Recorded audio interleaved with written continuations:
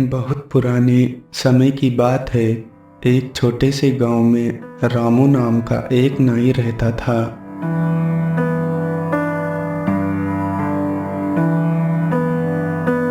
रामू बहुत ही लालची था। वह हमेशा ज़्यादा पैसे कमाने के बारे में सोचता रहता था। गांव के लोग उसके पास बाल कटवाने आते थे, लेकिन रामू हर बार उनसे ज़्यादा पैसे वसूलता और अपना काम भी ठीक से नहीं करता था। गांव के लोग उसकी इस आदत से बहुत परेशान थे, लेकिन गांव में कोई और नाई ना होने के कारण मजबूरी में उसी के पास जाते थे।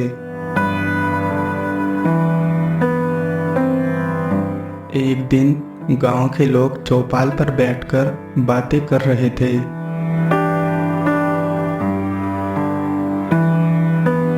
अरे रामू तो हद से ज्यादा पैसे लेने लगा है।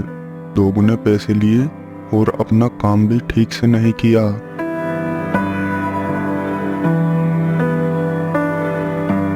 हाँ काका, तुम ठीक कह रहे हो। उसने मेरे बाल भी ठीक से नहीं काटे और पैसे भी ज़्यादा लिए। उसी समय गांव में एक अनजान व्यक्ति आया। उसने गांव वालों की बात सुनी और उनसे पूछा, क्या काका, आपके गांव के लोग कुछ परेशान से लग रहे हैं?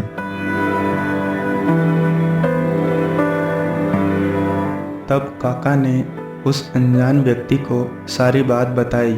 तब वह अनजान व्यक्ति बोला, काका, क्या तुम मुझे अपने गांव के रामू नाई के पास ले जा सकते हो?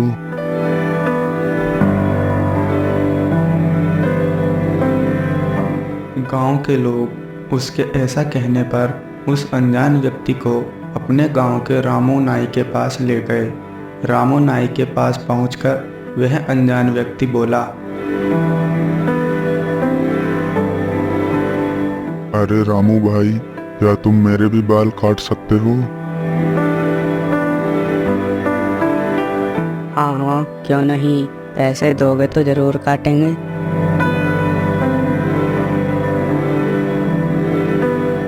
लेकिन मेरे पास अभी पैसे नहीं हैं। मैं एक मुसाफिर हूँ और अपने कुछ साथियों के साथ आया हूँ,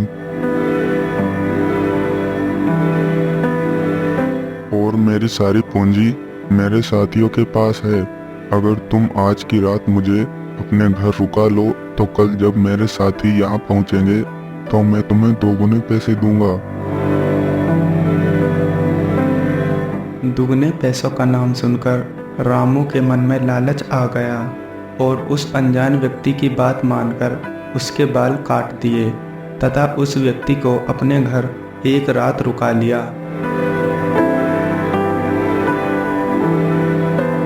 लेकिन रामू अपने लालच में आकर उस व्यक्ति के जाल में फंस गया, क्योंकि जब रात हुई और पूरा गांव सो गया, तब वह व्यक्ति रामू के घर में चोरी कर उस गांव से फरार हो गया। जब सुबह हुई और रामू को चोरी के बारे में पता चला, तब वह परेशान होकर गांव वालों के पास गया और उनसे सारी बात बताई। गांव वालों ने रामू की सारी बात सुनी और रामू से कहा, ये सब तुम्हारे लालच का फल तुम्हें मिला है। भगवान सब देखता है और सबका हिसाब रखता है।